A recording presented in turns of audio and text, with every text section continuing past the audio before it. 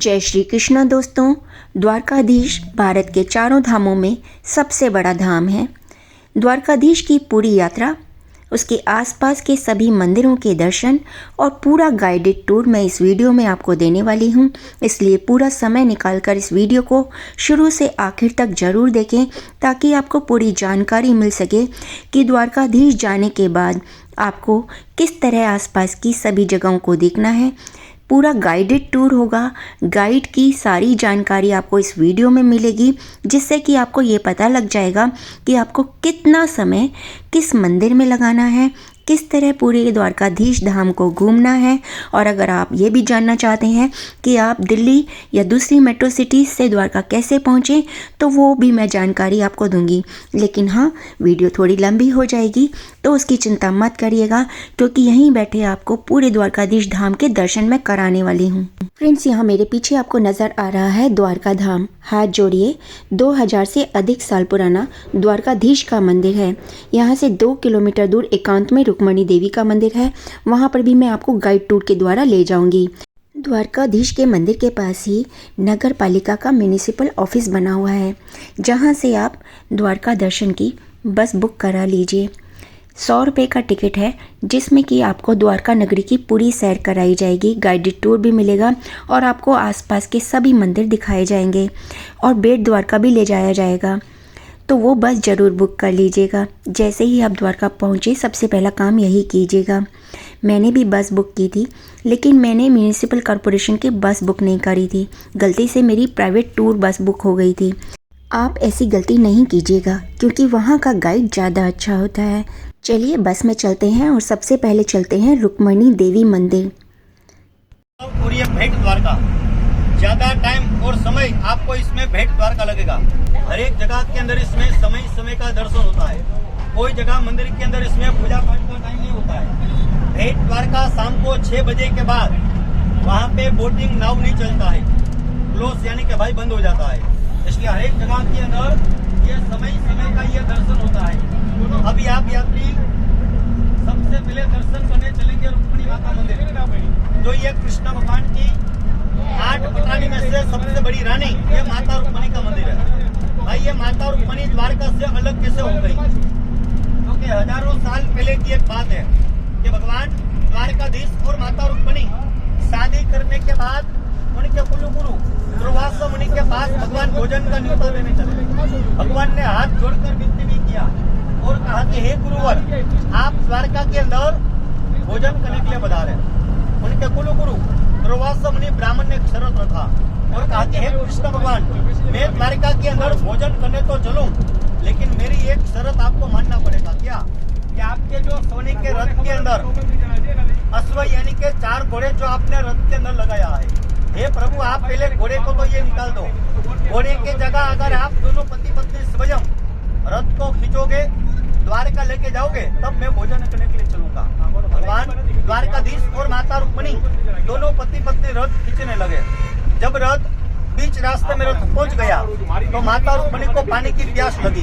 भगवान द्वारकाधीश को कहा कि हे स्वामी, भगवान ने उसी समय भाई अपना दाहिना पैर का अंगूठा ये जमीन में दबाया और चरण में से गंगा को प्रकट किया। भगवान द्वारकाधीश ने और माता रुक्मणी ने पानी पिया। भूल गलती इतना छोटा सा ये हो गया कि उनके कुलगुरु ये दुर्वासा मुनि ब्राह्मण को नहीं पूछा। ब्राह्मण देवता ने क्रोध के आवेश में आके भगवान को श्राप दे दिया कि आज से तुम दोनों पति पत्नी हमेशा के लिए अलग हो जाओगे, जुदा हो जाओगे। इसलिए द्वारका से माता रुक्मणी अलग हो गई। और ये है रुक्मणी माता मंदिर द्वारका में। द्वारकाधीश मंदिर से लगभग 2 किलोमीटर दूर एकांत में है रुक्मणी देवी जी का ये मंदिर। कहते हैं दुर्वासा के शाप के कारण उन्हें एकांत में रहना पड़ा था। किसी भी मंदिर में कैमरा ले जाना अलाउड नहीं है। फिर भी मैं आपको दर्शन करा रही हूँ। किसी तरह दर्शन कीजिए और धर्म लाभ लीजिए। बोलिए रुक्मणी देवी माता की जय। कृष्ण जी के साथ रुक्मणी माता द्वारकाधीश में रहती थी, जो उनका हरिगृह था, निजी महल था, जहाँ पर आज द्वारकाधीश मंदिर है। बाकी नगर समुद्र में डूबा हुआ है, जिसकी खोज चल रही है। और ये रुक्मणी मंदिर दुर्वासा मुनि के शाप के कारण रुक्मणी देवी का आवास बना था। अब चलिए बैठते हैं बस में दोबारा और चलते हैं आगे। गाइड से पूछते हैं कहाँ चलना है। आगे की साइड में नागेश्वर ज्योतिर्लिंग का दर्शन करने के लिए चलोगे। अपने भारत देश के अंदर जो ये 12 ज्योतिर्लिंग बताया है, उनमें से 2 ज्योतिर्लिंग गुजरात के अंदर बोलते हैं, सौराष्ट्र सोमनाथ और दूसरा है दारुकावन नागेश्वर ज्योतिर्लिंग। 4 ज्योतिर्लिंग महाराष्ट्र के अंदर बताया है, भीमाशंकर, त्र्यंबकेश्वर, कृष्णेश्वर और वैद्यनाथ। एक वैद्यनाथ झारखंड में भी बताया, बाबा वैद्यनाथ धाम। 2 ज्योतिर्लिंग साउथ के अंदर रामेश्वरम और श्रीशैलम मल्लिकार्जुनम। 2 ज्योतिर्लिंग उज्जैन के अंदर महाकालेश्वर और ओमकारेश्वर। 1 ज्योतिर्लिंग बनारस में काशी विश्वनाथ और 1 ज्योतिर्लिंग उत्तराखंड के अंदर केदारनाथ। 12 ज्योतिर्लिंग में से 8वां नंबर का नागेश्वर ज्योतिर्लिंग देते हैं। यहाँ पे इसी जगह पे स्वयं माता पार्वती और भगवान शिव जी ने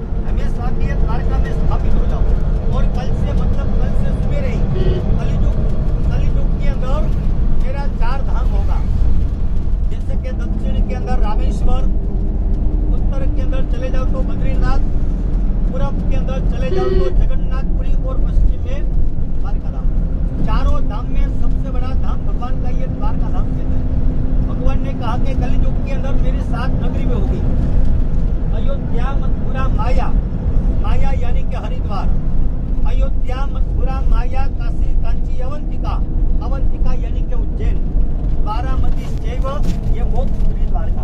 भगवान ने यहाँ तक कहा कि जो कोई व्यक्ति है द्वारका नगरी में अगर आके भगवान राजाधिराज द्वारकाधीश का अगर जो कोई व्यक्ति दर्शन करेगा, गोमती नदी के अंदर जो कोई व्यक्ति स्नान करेगा या गोमती नदी का अगर जो कोई दर्शन भी करेगा तो उसको 4 धाम की यात्रा का फल मिलेगा।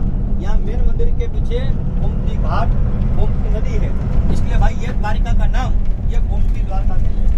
द्वारकाधीश का ये मंदिर कम से कम 5,500 साल द्वारकाधीश का मंदिर पुराना है। मंदिर का मुख्य 2 द्वार है। आगे का जो द्वार है उसको स्वर्ग द्वार कहते हैं और पीछे का जो द्वार है उसको भाई मोक्ष द्वार कहते हैं। मंदिर के पीछे की साइड में यहाँ पे 56 सीढ़ियाँ है। पहले जमाने के अंदर यहाँ पे 56 प्रकार के यादव कुल रहते थे। यहाँ मंदिर के पीछे गोमती घाट है, इसलिए भाई ये द्वारिका का नाम गोमती द्वारका कहते हैं। अभी आप लोग आगे की साइड में नागेश्वर ज्योतिर्लिंग का दर्शन करने के लिए आप लोग चलोगे तो ये 12 ज्योतिर्लिंग में से ये 2 ज्योतिर्लिंग ये गुजरात के अंदर सौराष्ट्र सोमनाथ और दारूकावन नागेश्वर। आप यात्री ये नागेश्वर मंदिर में जाओगे लेकिन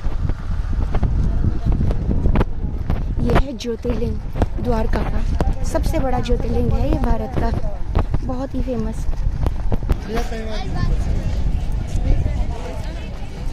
इस पर जो झंडा लग रहा है ना वो 4 मीटर का झंडा है और दिन में 5 बार चेंज होता है।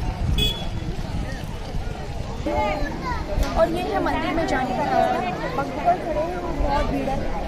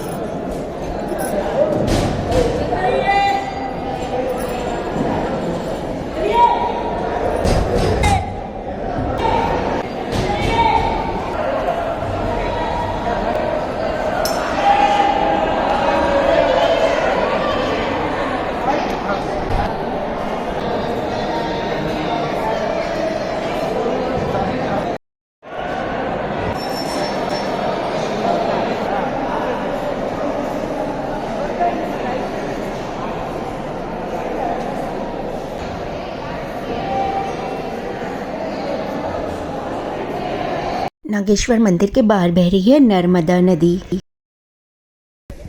दर्शन कीजिए नागेश्वर मंदिर के, नर्मदा नदी के दर्शन कीजिए, धर्म लाभ लीजिए। यहाँ पर हवन कुंड है नागेश्वर मंदिर ज्योतिर्लिंग में। और यहाँ पर कौन सा पानी है ये गोमुख गंगा। ये गोमुख गंगा का पानी है। ये गोमुख गंगा का पानी है जो कि हम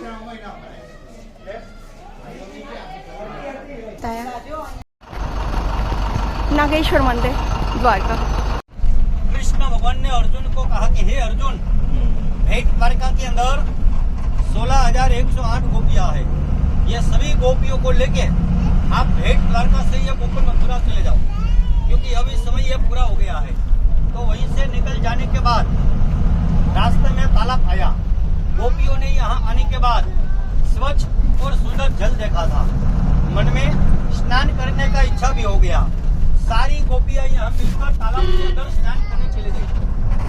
उसी समय अर्जुन के मन के अंदर गर्व यानी कि अभिमान हो गया था कि मेरे समान कोई पूरी दुनिया के अंदर कोई धनुर्धारी कोई योद्धा भी नहीं है। अर्जुन के मन के अंदर गर्व अभिमान दूर करने के लिए भगवान ने उसी समय अपने हाथों के द्वारा लुटने वाले बिल काबा लोगों को उत्पन्न किए, जो अर्जुन और गोपियों को दोनों को लूट लिया। सबसे पहले तो अर्जुन के साथ युद्ध किया और अर्जुन का धनुष बाण तोड़ दिया और बाद में गोपियों का वस्त्र चुरा लिया। और तब से एक कहावत प्रचलित हो गया जो शायद आप लोगों ने सुना भी होगा। कहते हैं कि भाई समय समय बड़ा बलवान होता है, नहीं कोई पुरुष बलवान। मिलन अर्जुन लुटी गोपिका वही धनुष्य वही बाण, काबे अर्जुन लुटियो वही धनुष्य वही बाण। सारी गोपियां जहाँ शर्म के मारे तालाब के अंदर पानी के अंदर समा गई। भगवान ने सभी गोपियों को यहीं पे मोक्ष दे दिया। आज के दिन में तालाब के अंदर माटी यानी कि जो ये मिट्टी निकलती है उसको गोपी चंदन कहते हैं। जो आप यात्री को तालाब के पास आपको दुकान से गोपी चंदन मिलेगा। जिस यात्री को गोपी चंदन लेना है तो लेना ना, यहाँ का महिमा है। ये है द्वारिका गुजरात में गोपी तालाब, जहाँ पर किशन जी ने 40 गोपियों को मोक्ष दिया था। वो सारी की सारी इस तालाब में समा गई, क्योंकि किशन जी ने उनके वस्त्र छिपा लिए थे उनको मोक्ष भेजने के लिए।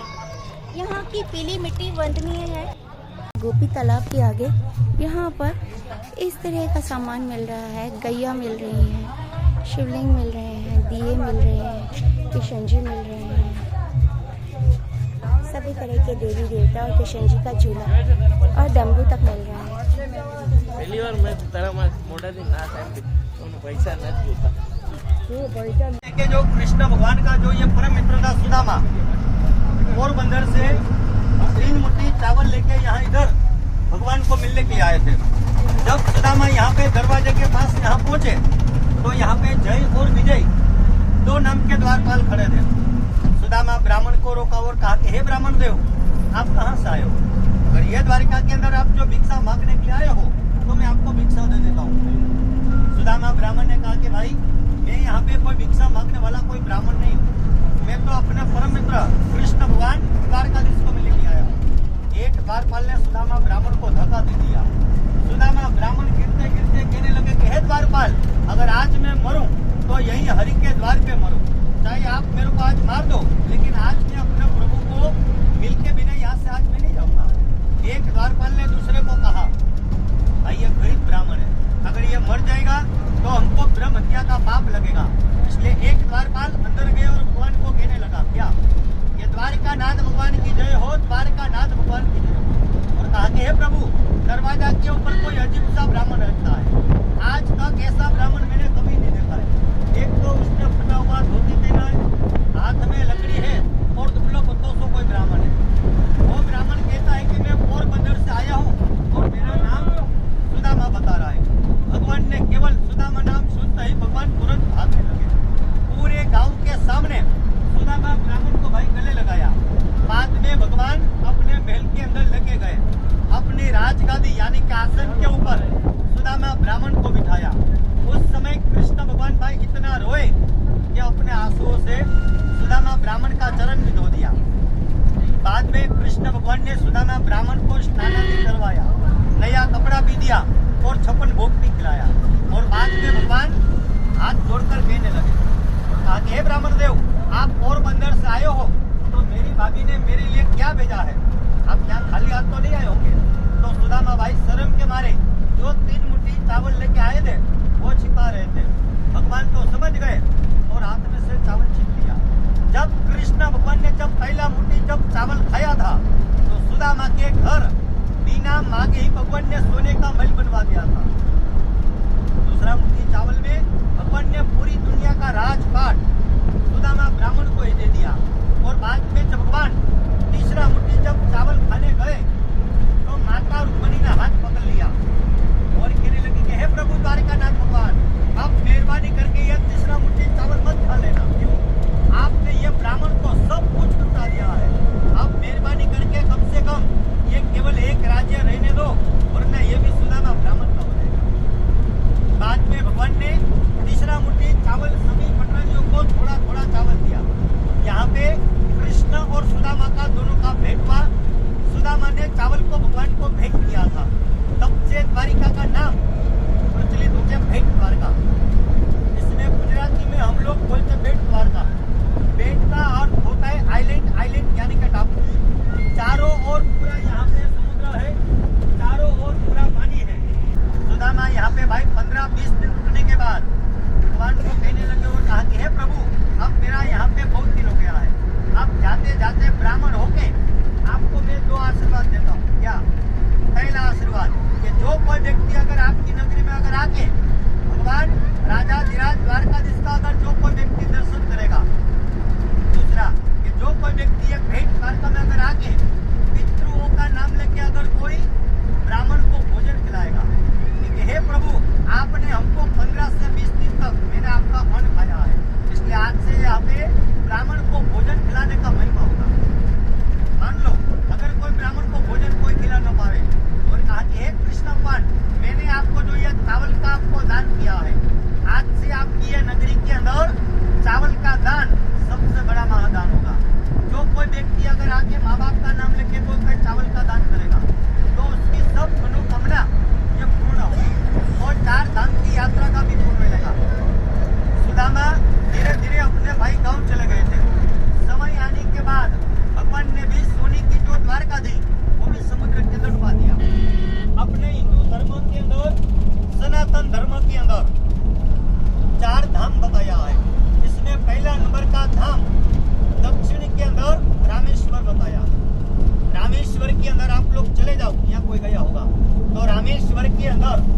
पे छोटे बड़े टोटल 22 कुंड बताया है। जब तक आप लोग पहले 22 कुंड के अंदर स्नान आप लोग न करो, बाद में भगवान के ऊपर जल अभिषेक आप लोग जो ये न करो, या रामेश्वर ज्योतिर्लिंग का आप लोग जो दर्शन न करो, तो ये रामेश्वर की यात्रा करना बेकार होता है।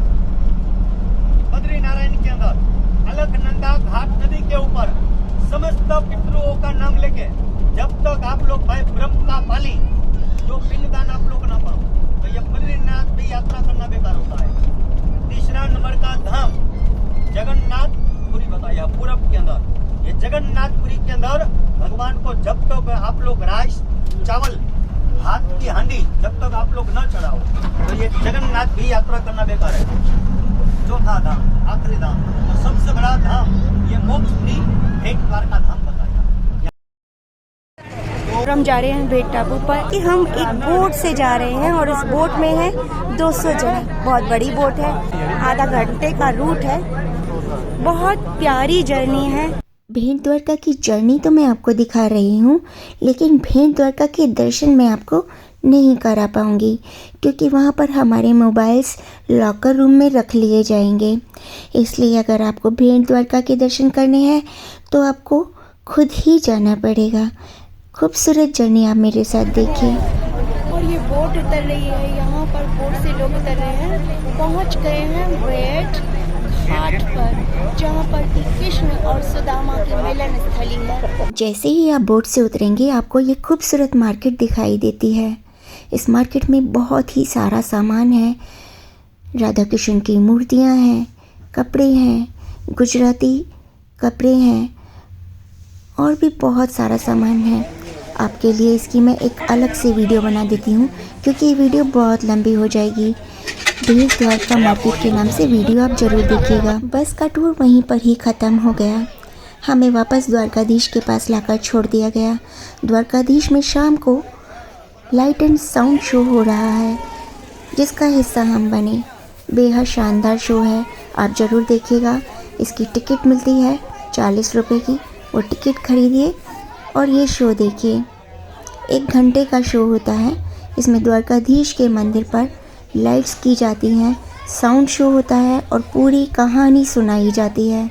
बेहद शानदार शो है, खचाखच बड़ा होता है और टिकट्स के लिए लंबी लंबी लाइन लगती हैं। फ्रेंड्स, अगर आप पहली बार मेरा चैनल देख रहे हैं और आपने अभी तक सब्सक्राइब नहीं किया तो जल्दी से सब्सक्राइब कर दीजिए। राजस्थान, गुजरात, द्वारका, सोमनाथ, अहमदाबाद और स्टैच्यू ऑफ यूनिटी के लंबे टूर पर मैं निकली हुई हूँ। सभी की वीडियो और ब्लॉग डाल रही हूँ। एक भी आपकी वीडियो मिस ना हो जाए, तुरंत नोटिफिकेशन मिले, इसलिए सब्सक्राइब कीजिए सबसे पहले। अब मैं आपको बताती हूँ कि द्वारकाधीश मंदिर किस तरह जाएं। अगर आप दिल्ली से जा रहे हैं तो कैसे जाएं, दूसरे मेट्रो सिटी से जा रहे हैं तो किस तरह जाएंगे। अगर आप दिल्ली से सराय रोहिल्ला से जाते हैं तो ओखा एक्सप्रेस जाती है जिसका स्लीपर क्लास का किराया 775 रुपये है और नई दिल्ली से स्लीपर क्लास का किराया है उत्तरांचल एक्सप्रेस का 575 रुपये। 3 टायर एसी का किराया 1550 रुपये के करीब है जो सीधे आपको द्वारका पहुंचाएगी। दिल्ली से हवाई जहाज का सफ़र आपको जूनागढ़ या पोरबंदर एयरपोर्ट पहुंचाएगा, जहां से कुछ किलोमीटर की दूरी पर ही आपको द्वारका बस से या टैक्सी से जाना होगा। सुदामा सेतु देखते रहिए जो द्वारकाधीश मंदिर के एकदम पीछे है। ये भी घूमने और देखने लायक बहुत सुंदर जगह है और सुदामा सेतु ब्रिज कहते हैं इसको। यहाँ पर आप बोटिंग कर सकते हैं, बाइक राइडिंग कर सकते हैं, कैमल राइडिंग कर सकते हैं, स्नॉर्कलिंग कर सकते हैं और बहुत सारी एक्टिविटीज़ भी हैं। द्वारका के दर्शन कीजिए। भारत के अन्य शहरों से जाने के लिए भी बहुत अच्छे रूट हैं। अगर आप मुंबई से द्वारका जाना चाहते हैं तो मुंबई से सूरत, अहमदाबाद और द्वारका का रूट है। रास्ते में पोरबंदर भी पड़ता है। इस तरह आप जान सकते हैं कि किस तरह के रूट हैं। आप गूगल से भी पूरी जानकारी ले सकते हैं। सबसे अच्छा तरीका है आप अहमदाबाद होते हुए जाएं।